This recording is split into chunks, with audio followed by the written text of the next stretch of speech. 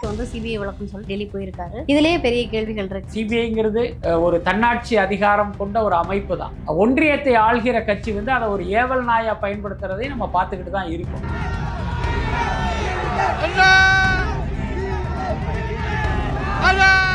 கரூர் சம்பவம் நடக்கும்போது 2 தகவல்கள் வெளியானது. ஒன்று விபத்து, தாவேக்காவுடைய அனுபவ குறைவு, காவல்துறை உரிய பாதுகாப்பு கொடுக்கல, விஜய் தாமதமா வந்தார், இதனால் ஏற்பட்ட நெரிசல்ல தான் 41 பேர் இறந்ததாக ஒரு செய்தி வந்தது. இன்னொரு பக்கம் இது விபத்து இல்லை, இதுக்கு பின்னால ஒரு சதி இருக்கு, அந்த சதிக்கு காரணம் செந்தில் பாலாஜின்னு ஒரு கருத்து இருந்துச்சு. 2 பேரையுமே நீங்க விசாரணைக்கு கூப்பிட்டுருக்கணும். ஆனா விஜயை இது வரைக்கும் 2 தடவை விசாரணைக்கு அழைத்தாங்க, இப்ப 3வது முறை கூப்பிட்டுருக்காங்க. இப்பதான் செந்தில் பாலாஜிக்கு அழைப்பு கொடுக்குறாங்க. ஏன் அவரை முன்னாலேயே நீங்க விசாரிக்கணும்? தாவேக்காவும் அதிமுகவும் சேர்ந்தா நிச்சயமாக ஒரு பெரிய ஸ்வீப் இருக்கு. இங்க பெரிய இடையூறு, ஒரு தொங்கு சதை மாதிரி ஒட்டிக்கிட்டு இருக்கிறது பாஜகங்கிற ஒரு கட்சி. ஜனநாயக முஸ்லிம் மக்கள் கட்சி கூட்டணியை விட்டு வெளியேறினாங்கன்னு எடுத்துக்கலாமா? அப்படி ஒரு கட்சியை நீங்க சொன்னதுக்கு அப்புறம் தான் நமக்கே தெரியுது. ஏதோ ஒரு சின்ன சின்ன கட்சிகள் அதாவது விஜய் அவர்களுக்கு யாருமே ஆதரவு கொடுக்கல, ஒரு சின்ன கட்சி ஆதரவு கொடுத்துருந்தாங்க. இல்ல தமிழ்நாட்டில் நிறைய லற்றுப்பாடு கட்சிகள் இருக்கு. அப்படி ஒரு கட்சியா தான் அதையும் நான் பார்க்கிறேன். ஒருவேளை 2026 அது நடக்கலை அப்படின்னா 2031 உங்களால் வீழ்த்த முடியும். ஆனா நான் அவ்வளவு நாள் காத்திருக்க மாட்டேன், என் எதிரியை நான் இப்பயே வீழ்த்தணும் அப்படின்னு உங்களுடைய கொள்கையை தூரமா போட்டு கொள்கை எதிரியோடு நீங்க கூட்டணி வைப்பது அப்படிங்கிறது அது ஒரு வகையில் ஒரு சுயநலத்தின் வெளிப்பாடு தான். அதாவது நீங்க சொன்ன மாதிரி விஜய் பாஜக கூட்டணிக்கு போனா பாஜக எவ்வளவு பெரிய ஒரு பேராபத்து மிக்க கட்சிங்கிறது தெரியும். அந்த கட்சியோட இவருக்கு சவகாசம் இருக்கா போயிட்டா சிறுபான்மையினர் வாக்குகள் நிச்சயமாக தாவேகாவுக்கு வராது.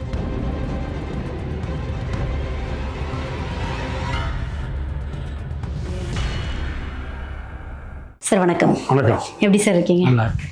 சிபிஐ வழக்குன்னு சொல்லி டெல்லி போயிருக்காரு. இதுலயே பெரிய கேள்விகள் இருக்கு. சிபிஐ வழக்கா, அதுக்கு விசாரணையா அப்படின்ற ஒரு கேள்வி இருக்குது. இல்ல, அது சிபிஐ வழக்குங்கிறத நம்ம சந்தேகப்பட வேண்டிய அவசியம் இல்லை. என்ன காரணம் அப்படின்னா இந்த வழக்கை கேட்டதே தாவேகா தரப்புல தான். உச்சநீதிமன்றத்தில் எங்களுக்கு தமிழ்நாடு காவல்துறை மீது நம்பிக்கை இல்லை, அருணா ஜெகதீசன் விசாரணை ஆணையத்தின் மீது நம்பிக்கை இல்லை, வேறொரு உயர்மட்ட விசாரணை வேணும்னு கேட்டதின் அடிப்படையில் வந்தது தான் சிபிஐ விசாரணை. அதே நேரம் பார்த்தீங்கன்னா அந்த தேர்தல் நெருங்குகிற இந்த நேரத்தில் மீண்டும் மீண்டும் விசாரணைக்கு அழைப்பது, அதுவும் டெல்லிக்கே அழைப்பது, ஸோ இந்த மாதிரியான காரணங்களை வைத்து ஒரு சந்தேகம் எழுவதை நம்ம தவிர்க்க முடியலை. சிபிஐங்கிறது ஒரு தன்னாட்சி அதிகாரம் கொண்ட ஒரு அமைப்பு தான். ஆனால் ஒன்றியத்தை ஆள்கிற கட்சி அதை ஒரு ஏவல் நாயா பயன்படுத்துறதை நம்ம பார்த்துக்கிட்டு தான் இருக்கோம். அதனால இந்த வழக்கை முன்வைத்து விஜயை ஏதோ ஒரு வகையில் இவர்கள் மடக்குவதற்கும் அழுத்தம் கொடுப்பதற்கும் வாய்ப்பு இருக்கு. ஆனா முழுமையா நம்ம அப்படி நினைக்க வேண்டிய அவசியம் இல்லை. ஒரு வழக்கு விசாரணைக்காக மட்டுமே அழைக்கப்பட்டதா நம்ம நம்பலாம். சிபிஐ வழக்குல வேற ஏதாவது விஷயங்கள் இருக்கோ அப்படின்ற ஒரு கேள்வி இருக்குது. அதாவது செந்தில் பாலாஜி அழைத்ததுல ஒரு உள்நோக்கம் இருக்கிறதா ஓரளவுக்கு நம்மளால யூகிக்க முடியுது. என்ன காரணம்னா இப்ப கரூர் சம்பவம் நடக்கும்போது 2 தகவல்கள் வெளியானது. ஒன்று விபத்து, தாவேக்காவுடைய அனுபவ குறைவு, காவல்துறை உரிய பாதுகாப்பு கொடுக்கல, விஜய் தாமதமா வந்தார், இதனால் ஏற்பட்ட நெரிசல்ல தான் 41 பேர் இறந்ததாக ஒரு செய்தி வந்தது. இன்னொரு பக்கம் இது விபத்து இல்லை, இதுக்கு பின்னால ஒரு சதி இருக்கு, அந்த சதிக்கு காரணம் செந்தில் பாலாஜின்னு ஒரு கருத்து இருந்துச்சு. எது உண்மைங்கிறது விசாரணை முடிவுல தான் தெரிய வரும். அப்ப சிபிஐ என்ன பண்ணிருக்கணும் அப்படின்னா இந்த 2 கருத்தையுமே எடுத்துட்டு என்ன 2 பேரையுமே நீங்க விசாரணைக்கு கூப்பிட்டுருக்கணும். ஆனா விஜயை இது வரைக்கும் 2 தடவை விசாரணைக்கு அழைத்தாங்க, இப்ப 3வது முறை கூப்பிட்டுருக்காங்க. இப்பதான் செந்தில் பாலாஜிக்கு அழைப்பு கொடுக்குறாங்க. அப்ப ஏன் அவரை முன்னாலேயே நீங்க விசாரிக்கல? அப்ப நமக்கு என்ன தோணுது அப்படின்னா இப்ப தேர்தல் நெருங்கிடுச்சு, செந்தில் பாலாஜி தான் அந்த கொங்கு மண்டலத்துக்கான பொறுப்பாளர். இந்த நேரத்தில் செந்தில் பாலாஜியை அழைச்சி விசாரணைங்கிற பேர்ல டார்ச்சர் பண்ணோம்னா இங்க அவரால் கான்சென்ட்ரேட் பண்ண முடியாது. அதன் காரணமாக திமுகவுடைய வெற்றி வாய்ப்பை பாதிக்க வைக்க முடியுங்கிறது கூட காரணமா இருக்கலாம். இப்ப நம்ம சிபிஐ விசாரணையை குறை சொல்லல, சிபிஐ விசாரணை இந்த நேரத்தில் ஏன் சம்மன் கொடுக்குறாங்க அப்படிங்கிறது தான் நம்முடைய கேள்வியா இருக்கு. ஓகே, இப்போ தொடர்ந்து செந்தில் பாலாஜிக்குமே முன்னாடி அழுத்தம் கொடுக்கப்பட்டதா சொல்லப்பட்டுச்சு, மீண்டும் நீங்க அதிமுகவுக்கு வரணும் அப்படின்னு. இது போன்ற மறுபடியும் பேச்சுவார்த்தைகள் எழுறதுக்கான வாய்ப்பு இருக்குதா? இல்ல, அந்த மாதிரி வெளிப்படையாக நடப்பதற்கு வாய்ப்பு இல்லை. அதாவது உங்களை மன உளைச்சலுக்கு உள்ளாக்குவாங்க. ஓகே. அப்ப என்னடா இதுக்கு நிவாரணம், இதுல இருந்து நம்ம எப்படிடா எஸ்கேப் ஆகுறதுன்னு உங்களுக்கு தோணும் போது அந்த நேரத்துல சில ஆஃபர்கள் உங்களுக்கு கொடுப்பதற்கு வாய்ப்பு இருக்கு. அதனால இந்த சிபிஐ விசாரணையிலேயே நீங்க வந்து உடனடியாக அதிமுகவில் சேருங்க, அப்பதான் உங்களை நான் ரிலீஸ் பண்ணுவேன், ஸோ அந்த மாதிரியா செய்வதற்கு வாய்ப்பு இல்லை. என்ன மாதிரியான விஷயம் இப்போ இந்த சிபிஐ வழக்கு, ஜனநாயகன் பட வழக்கு, இதுக்காக மட்டுமே படிஞ்சு போகக்கூடிய ஒரு நிலைமையில தான் விஜய் கட்சியும் விஜயும் இருக்காங்களா அப்படின்ற ஒரு கேள்வி இருக்கு. இல்லை, நான் அப்படி நினைக்கல. ஏன்னா ஜனநாயகன் படம்ங்கிறது கிட்டத்தட்ட ஒரு இறுதி கட்டத்துக்கு வந்துருச்சு, ரிவைசிங்க்குன்னு ஒரு இடத்துக்கு வந்துருச்சு. அந்த காலக்கெடுக்குள்ள அவங்க படத்தை பார்த்து தான் ஆகணும், சர்டிஃபிகேட் கொடுத்து தான் ஆகணும். மிஞ்சி போனால் சில காட்சிகளை கட் பண்ணி தூக்கி போடுறதுக்கு வாய்ப்பு இருக்கு. அதனால படத்துக்கு எந்த பாதிப்பும் இல்லை. அதனால அது ஒரு காரணமாக இருக்காது. எல்லாத்துக்கும் மேலே ஜனநாயகன் படத்துக்கு இவர்கள் தந்த நெருக்கடியால் அந்த படம் சந்தித்த இழப்புங்கிறது முடிஞ்சு போச்சு. இனி அது நாளைக்கு அந்த படம் ரிலீஸ் ஆனால் கூட அந்த இதை வந்து லாபத்தை வந்து ஈட்ட முடியுமாங்கிறது சந்தேகம்தான். அதனால அது ஒரு பிரச்சனை இல்லை. அதே நேரம் பார்த்தீங்கன்னா இன்றைக்கு இவர் இந்த முடிவை எடுத்ததற்கு காரணம் அந்த திமுகவை வீழ்த்தணும் அப்படிங்கிற அந்த காரணம் தானே தவிர ஜனநாயகனை காப்பாற்றணும், இதை காப்பாற்றணுங்கிற அந்த மாதிரியான அழுத்தம் காரணம் இல்லை. ஆனால் ஒரு லாஜிக்காக வந்து ஒரு விஷயம் இடிக்கும்ல சார். ஏன்னா இது வரைக்கும் அதிமுகவே ஒரு ஸ்டேட்மெண்ட் வச்சாங்க, நாங்கள் வந்து போன எலெக்ஷனில் பார்த்தீங்கன்னா தெரியும், நாங்கள் வந்து தனித்து நின்றிருந்தா கூட ஒரு இடமாவது ஜெயிச்சிருப்போம், பாஜகவோட கூட்டணி வச்சதுனால தான் நாங்கள் ஒரு இடத்துல கூட ஜெயிக்கல அப்படின்னாங்க. திமுக 40 இடத்துலையும் வென்றுச்சு. அப்போ அப்படியான ஒரு சூழலில் மறுபடியும் அந்த என்டிஏ கூட்டணியை நம்பி விஜய் போகிறதுனால வெற்றி கிடைக்கும்னு எப்படி நம்புறாரு? அதாவது என்டிஏ கூட்டணிங்கிறது ஒரு பேரு தான். தமிழ்நாட்டை பொறுத்த வரைக்கும் என்டிஏ கூட்டணின்னா யாருக்குமே தெரியாது. என்ன இப்போ நம்ம இப்போ ஊடகங்களில் இருப்பவர்களுக்கு தான் என்டிஏங்கிற ஒரு பேரே பரிச்சயம். மக்களுக்கெல்லாம் அதெல்லாம் தெரியவே தெரியாது. தமிழ்நாட்டை பொறுத்த வரைக்கும் அது அதிமுக கூட்டணி.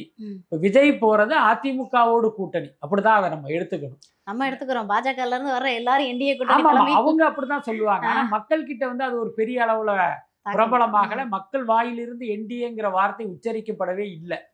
பட் அதே நேரம் வந்து அதிமுக இன்றைக்கு வந்து பாஜகவுடைய அடிமையாக மாறிவிட்டாலும் அவர்களுடைய ஓட் பேங்க்ங்கிறது அப்படி தானே இருக்கு. ஏன்னா இப்போ கடந்த தேர்தலில் 2021 தேர்தலில் திமுகவுக்கும் அதிமுகவுக்கான வாக்கு வித்தியாசம்ங்கிறது மிக குறைவு. ஒரு 3% 4% தான் அவங்க வெற்றி அடைஞ்சாங்க. இன்னைக்கு விஜய்க்கு பார்த்தீங்கன்னா ஒரு 30% வாக்கு இருக்கு. அப்படிங்கும்போது இதுவும் தாவேகாவும் அதிமுகவும் சேர்ந்தா நிச்சயமாக ஒரு பெரிய ஸ்வீப் இருக்கு, அதுல எந்த மாற்றமே இல்லை. அந்த அடிப்படையில தான் இவங்க அந்த கூட்டணிக்குள்ள போறாங்க. இங்க பெரிய இடையூறு ஒரு தொங்கு சதை மாதிரி ஒட்டிக்கிட்டு இருக்கிறது பாஜகங்கிற ஒரு கட்சி, தேவையற்ற ஒரு கட்சி. ஆனா என்னங்கன்னா அந்த கட்சியை வந்து அந்த கூட்டணியிலிருந்து அகற்ற முடியாது.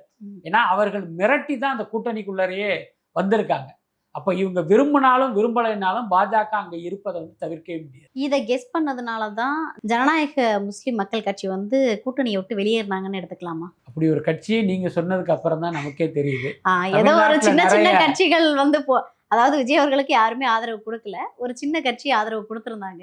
இல்ல தமிழ்நாட்டில் நிறைய லற்றுப்பாடு கட்சிகள் இருக்கு. அப்படி ஒரு கட்சியாக தான் அதையும் நான் பார்க்குறேன். பட் இந்த கட்சியினால் விஜய்க்கு வந்து நன்மையும் இல்லை தீமையும் இல்லை, அப்படிதான் நான் புரிஞ்சுக்கிறேன். ரொம்ப வெளிப்படையாக சொல்லணும் அப்படின்னா விஜய் வந்து ஒரு பக்குவப்பட்ட அரசியல்வாதியா இருந்திருந்தா இந்த மாதிரி கட்சி வந்து நான் உங்களுக்கு ஆதரவு தரேன்னு வரும்போதே அவங்கள அனுமதிச்சிருக்க கூடாது. ஏன்னா அந்த கட்சியால் எந்த நன்மையும் நடக்க போறதில்லை. நீங்க யோசிச்சு பாருங்க, ஒரு லற்றுப்பேடு முஸ்லீம் லீக் கட்சி விஜய்க்கு ஆதரவு கொடுப்பதால் ஒட்டுமொத்த இஸ்லாமியர்களும் விஜய்க்கு ஓட்டு போட போறது இல்லை. அந்த கட்சி ஆதரவு கொடுக்காததால் இஸ்லாமியர்கள் ஓட்டு போடாம இருக்க போறதும் இல்லை. விஜய்க்கு வந்து எல்லா மக்களிடமும் செல்வாக்கு இருக்கு, அதுல மாற்றமே இல்லை. ஒடுக்கப்பட்ட மக்களிடம் பார்த்தீங்கன்னா விஜய்க்கு வந்து ஒரு மிகப்பெரிய செல்வாக்கு இருக்கு. இதுக்காக நீங்க வந்து விடுதலை சிறுத்தைகள் கட்சியை வந்து அந்த கூட்டணிக்குள் சேர்த்தா தான் தாவேகாக்கு ஓட்டு விழுங்கிற நிலைமையெல்லாம் இல்லை. அதே மாதிரிதான் இஸ்லாமியர்கள் வாக்குகளும் விஜய்க்கு வந்து கணிசமா இருக்கு. அப்படி இருக்கும்போது ஒரு லெட்டர்பேடு கட்சி அந்த கூட்டணியிலிருந்து நாங்க போறோம் அப்படின்னு சொன்னா சந்தோஷமா வழி அனுப்புறது தான் கரெக்டா இருக்குமே தவிர இதுல வருத்தப்படுறதுக்குலாம் ஒண்ணும் வருத்தப்படுறதுக்கு இல்ல சார். இருந்த ஒரு கட்சியுமே வந்து உங்களுக்கு ஆதரவு அந்த கட்சியினால என்ன பிரயோஜனம் மக்களுக்கே தெரியாத. இப்ப நம்ம எல்லாம் அந்த ஊடகங்கள்ல இருக்கோம், நீங்க சொல்றீங்க நம்மளாலே அந்த கட்சியினுடைய பேரு என்னன்னு இல்ல அந்த கட்சி அப்படின்றது உங்களுக்கு தெரியலன்றீங்க. அந்த கட்சி, அதாவது அந்த சின்ன கட்சி கூட விஜய்க்கு கொடுத்த ஆதரவு அப்படின்றத வாபஸ் வாங்கிட்டு வெளியில போறாங்க அப்படின்னா அது எவ்வளவு பெரிய பேக் ஃபயர்னு யோசிக்கணும்ல. இல்ல அப்படி யோசிக்க வேண்டியதில்லை. எனக்கு தெரிஞ்சு பாத்தீங்கன்னா இன்னும் விஜய் வந்து அந்த பாஜக கூட்டணிக்குள்ள போக போறாருங்கிறது ஒரு வதந்தி தான், அல்லது ஒரு முதல் கட்டமா அப்படி ஒரு விஷயம் நடக்கிறதா கூட நீங்க வச்சுங்க.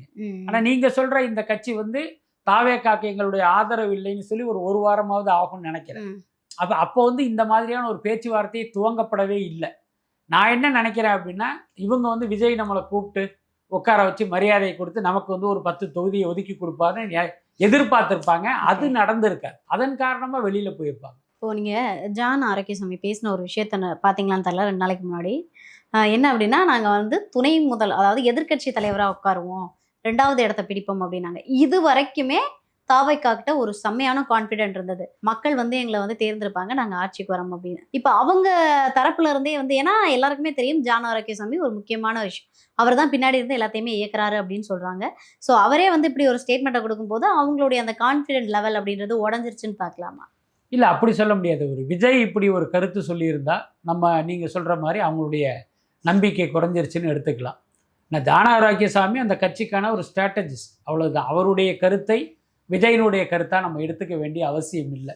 விஜயை பொறுத்த வரைக்கும் நம்ம ஜெயிப்போம், ஆட்சியை பிடிப்போம். அந்த கனவுல தான் இருக்காரு. அந்த நம்பிக்கையில தான் இன்னைக்கு வந்து தேர்தலையே அவர் எதிர்கொள்ள போறாரு.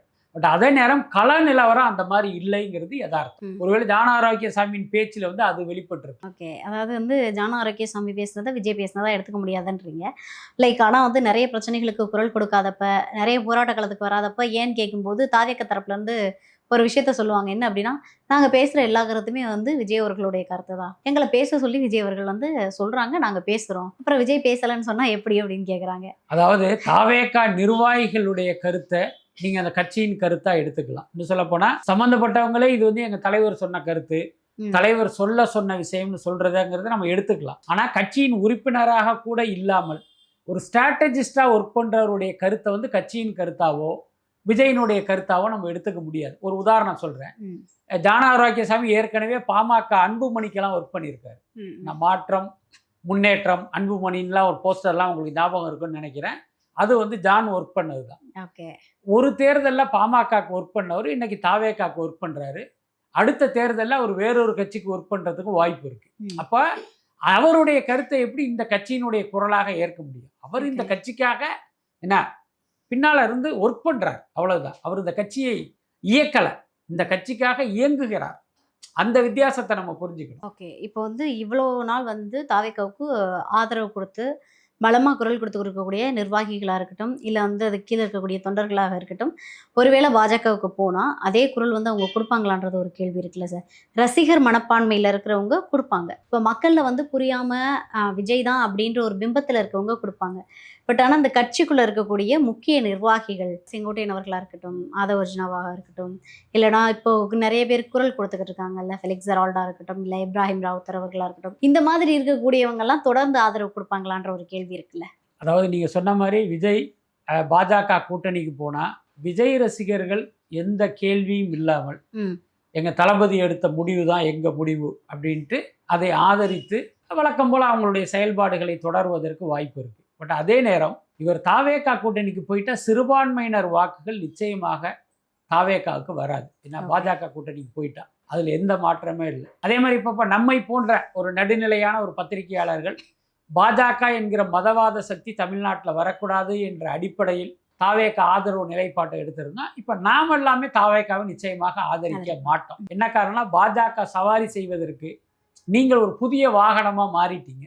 அப்போ உங்களை வந்து கண்டிப்பாக நம்ம ஆதரிக்க முடியாது அப்படிங்கிற நிலைப்பாட்டுக்குள்ள நம்ம போயிடுவோம். அதே மாதிரி பொதுமக்கள் இருக்காங்கல்ல, அவங்க வந்து எல்லா கட்சியும் பார்ப்பாங்க. கொஞ்சம் விவரம் தெரிந்த பொதுமக்கள், பாமர மக்களுக்கு இது எதுவுமே தெரியாது.